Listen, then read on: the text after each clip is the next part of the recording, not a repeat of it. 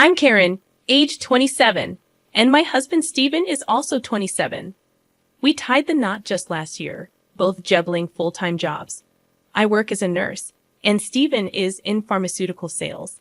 Our paths had crossed before, but it was at a coworker's happy hour event that we truly connected. Being a fan of good drinks, the after-work cocktails that evening were especially delightful. Though we had encountered each other previously, that night marked the first time we engaged in meaningful conversation. Our drink preferences aligned, and we hit it off effortlessly. Each encounter thereafter was enjoyable and easy, quickly leading us into a dating relationship. On my birthday, Steven opened up about his feelings, and we officially became a couple. Our favorite dates revolve around discovering hidden gems that offer excellent drinks. I'm partial to wine, while Steven leans towards sake.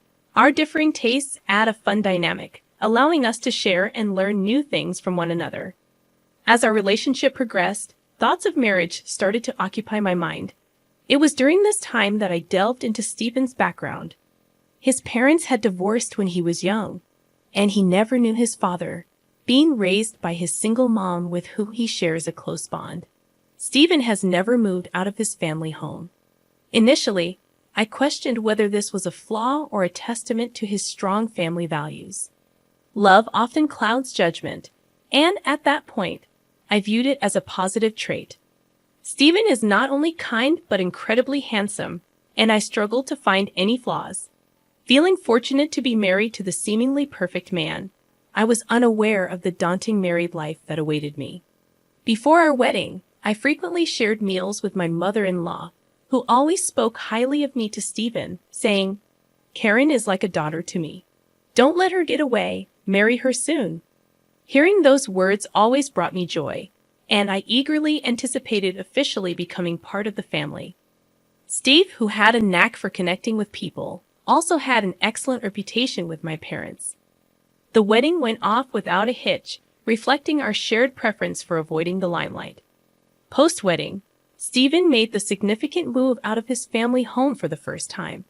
However, out of concern for his mom, we opted for an apartment just a 10-minute walk from his family residence. In hindsight, that choice proved to be a mistake, but regrets come too late. The dynamic with my mother-in-law shifted drastically after the wedding. Once treating me like a daughter, she transformed into someone who seemed to view me as a mortal enemy, visiting our home daily. With care, I approached Steven, expressing, "I appreciate your mom's visits, but it's challenging for me to relax. Could you ask her to come less frequently on workdays?" Steven's response was unexpected, as he asserted, "Why? We're family now. Mom gets lonely, she loves to talk, and she hates being alone. I wish she would be more understanding. This is my home too, and I can't convey something I don't believe. If you have something to say it yourself. I won't." It was a surprising turn, and Steven's refusal to consider my perspective left me taken aback. From that day forward, any mention of his mother made Steven moody, prompting me to withhold my thoughts to avoid further arguments.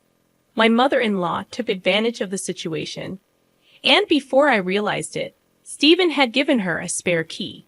One day, I returned home to find my mother-in-law cooking in our kitchen without permission. Surprised to discover her in my personal space, my tone turned assertive.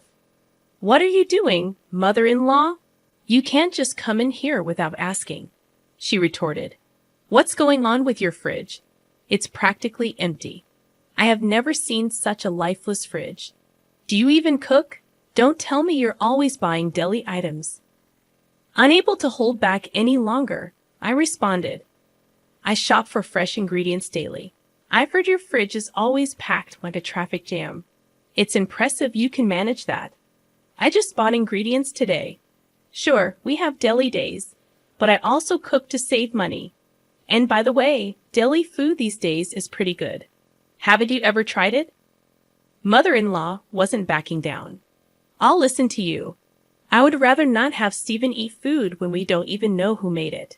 This is what happens when he marries an incompetent wife. I should have taught him to be more discerning about women." Sparks ignited between us, and once I began expressing my grievances, Words poured out uncontrollably.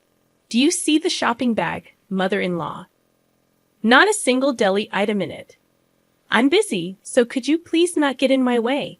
You're not even a guest anymore. You let yourself in. Mother-in-law stormed out, her face flushed with anger. I'll tell Stephen about this. I had more to say, but she left. Despite feeling uncomfortable, I knew I was justified. Shaking off the negative vibes, I focused on cooking pot roast. When Stephen returned home, his face mirrored his mother's anger. What'd you say to Mom? She called me crying. How could you be so cruel when she was just trying to help because you're busy? Baffled, I responded, first off, breaking into someone's home isn't a surprise. And if it is, then a burglar should be forgiven if they call it a surprise, right? This happened because you gave her a spare key. She could have come when one of us was home.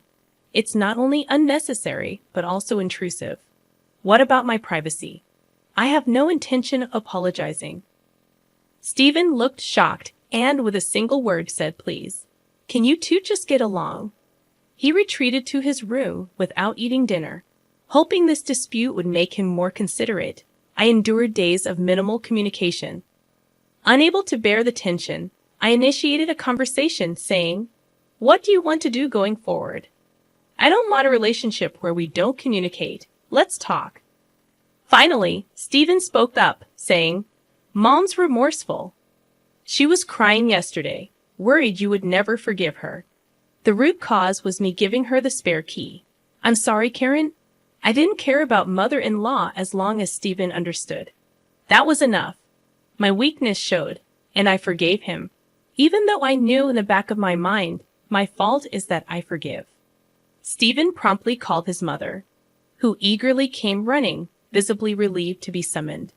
Exhausted from the ongoing conflict, I harbored a bad feeling but was willing to give peace a chance. As soon as mother-in-law saw my face, it was as if a switch had been turned on. Oh, I'm so relieved. I thought Karen would never speak to me again. I know I overstepped, and I promised never to do it again. Mother-in-law began speaking in a voice as sweet as if she were addressing a cat. Despite my reservations, she pulled out a mysterious bag from her purse. I met an old friend from college yesterday. She's unbelievably youthful and beautiful. She gave me some Chinese tea. That's her beauty secret. I thought I'd share some with you, not that you need it. My instincts raised concern, but I felt awkward refusing. Stephen whispered, just have 1 cup of tea with her. I'll make sure she leaves as soon as possible. Wanting her gone, I reluctantly agreed to the tea. I've always enjoyed Chinese tea, and it's popular at my workplace too. Mother-in-law quickly poured hot water into the tea pack. This tea is supposed to be good for your skin and boost female hormones. You guys are thinking about having kids soon, right? If you like it, I'll tell my friend to get some for you, she said, placing the cup in front of me. The aroma was a bit unusual, but I took a sip anyway. It tasted strange, but I dismissed it, thinking it was just a new flavor. However, my bad feeling came true. I woke up in the middle of the night with stomach pain, feeling half faint. By the time I felt better, it was already morning. There was no doubt about it. The only thing I had consumed that Stephen hadn't was the suspicious Chinese tea. I told Stephen about it, but he didn't take me seriously. Karen, that's a terrible accusation. Mom brought the tea to make amends. You're making it sound like she poisoned you. Don't you feel ashamed? It's probably just an upset stomach. Mom would never do something like that. Stephen wouldn't believe that I was being malicious, but without evidence, I couldn't press the issue. Still, I have been wary of anything from mother-in-law since then. Just before Stephen's birthday, mother-in-law called, Karen, I'm cooking for Stephen's birthday.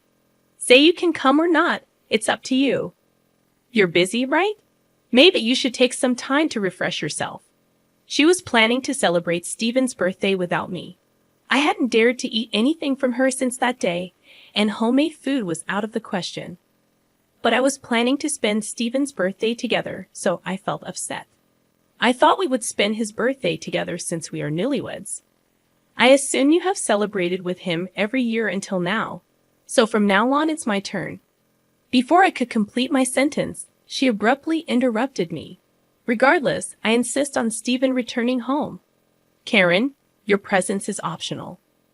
We can defer the celebration of your birthday to next month, all right? I left the decision in Steph's hands.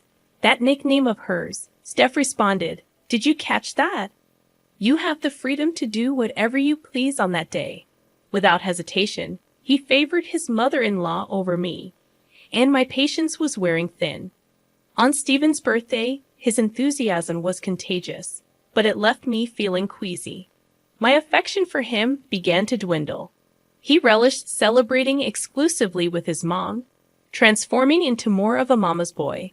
Their dining outings became more frequent. I'm occupied with work and can't dwell on this all the time. A month flew by, and it was my birthday. Traditionally, we celebrated at our favorite restaurant. I assumed this year would follow suit, but Stephen surprised me. Mom wants to join in the celebration. She'd be happiest if the two of you could get along. I was taken aback, frozen in shock. Stephen, still exuberant, remained oblivious. I expressed, "I wanted to celebrate with just you, Stephen. We spent your birthday together, so let's do the same for mine." Stephen, for some inexplicable reason, interpreted it as politeness. No need to hold back. Mom offered, so it's fine. He just couldn't grasp it. With no other option, I had to be resolute. No offense to mother-in-law, but I want to spend my birthday exclusively with you. I'd like to go to our special restaurant. Suddenly, Stephen erupted in anger. "Don't reject Mom's kindness. You're heartless. Haven't you realized she didn't invite you to my birthday? Just comply with my wishes. It's already a hassle." I was done arguing. And then came my birthday. Instead of the anticipated restaurant outing, we were at home, with mother-in-law in tow. Neither of them seemed attuned to my subdued mood. My frustration escalated as I observed them enjoying themselves in the kitchen. Then the lights dimmed, and the cake made its entrance. Despite my anger, the cake provided a brief respite before I blew out the candles. Mother-in-law excitedly announced a special gift for my birthday celebration. I splurged on a $5,000 bottle of wine. "Let's uncork it right away." The packaging appeared worn, and the cork crumbled at the touch. "Is this what they call vintage?" She pondered aloud, pouring a generous amount into my glass. Even in the subdued lighting, it was evident that the wine had an unsettling cloudiness. Recollections of the Chinese tea mishap flooded my mind as I cautiously took a small sip. "What is this?" I immediately spat it out, prompting me to turn on the lights. In the kitchen sink, I inverted the bottle of mother-in-law's supposedly extravagant $5,000 wine, watching as it flowed down the drain. Stephen swiftly seized the bottle from my hands, scolding me, "You're being awful." Apologized to Mom. "What do you think you're doing?" The anger etched on Stephen's face was unmistakable. Under Stephen's intense gaze, I poured some wine into the glass he was holding. "Can you drink this then?" Stephen appeared puzzled yet resolute as he took a sip. At that precise moment, mother-in-law urgently shouted, "Stephen, don't drink it." Unfortunately, it was too late. He immediately spat it out, exclaiming, "What on earth is this?" Mother-in-law, shocked, took the wine away from Stephen. He questioned Mom, "Where did you get this wine? We need to file a complaint. This is fraud. It's spoiled." Mother-in-law, looking guilty, admitted, "That wine was just sitting in the back of our kitchen. It's 50 years old. I heard on TV that it gains $1,000 in value every year. Vintage wines are supposed to be stored in wine coolers." Upon closer examination, the cork was more deteriorated than initially thought, emitting a moldy odor. Even Stephen couldn't conceal his surprise. What bothered me was mother-in-law's insistence. "Don't drink it." I suspect she knew it was spoiled, but she would never admit it. I couldn't find it in me to forgive mother-in-law for her actions. "Could you please leave? I can't control my emotions. Just go," I implored. Yet even as I spoke, mother-in-law continued to offer excuses to Stephen. I felt invisible, but even she, visibly uncomfortable, hurriedly departed. Once she was gone, Stephen surprised me with his response. Mom doesn't drink, so she wouldn't have known. Thankfully, we didn't offer it to anyone else. Despite everything, Stephen defended mother-in-law as if it were an innocent mistake. In that moment, my feelings for him cooled. My determination against Stephen solidified as he defended mother-in-law despite her actions against me. I had ignored his excessive attachment to his mother for too long. I want a divorce, I declared, presenting Stephen with divorce papers I had kept just in case. He was rendered speechless, questioning my decision. Ask yourself, do you comprehend how much I've endured? I've reached my breaking point. Then, to compound matters, he offered a profound apology without prompting, stating, I won't repeat it. You've won. He proceeded to confess to multiple affairs, revealing 4 different women. Though I had harbored suspicions of infidelity, learning the truth left me shocked. There was no longer any doubt. I was determined to divorce him. Engaging a private investigator seemed unnecessary. Evidence of his affairs was abundant. During our conversation, he foolishly remarked, "You'll regret divorcing someone as great as me." Stephen's words only fueled my disgust at myself for ever loving him. Multiple affairs and his attachment to his mother provided ample grounds for divorce. To streamline the process, I resolved to hire a lawyer, regardless of the cost. Initially resistant to the divorce, Stephen eventually relented, likely recognizing the gravity of his mistakes. He returned to his doting mother, and later it surfaced that his affair was with a co-worker, leading to his demotion. Unable to distance himself from his mother, Stephen ultimately resigned from his job.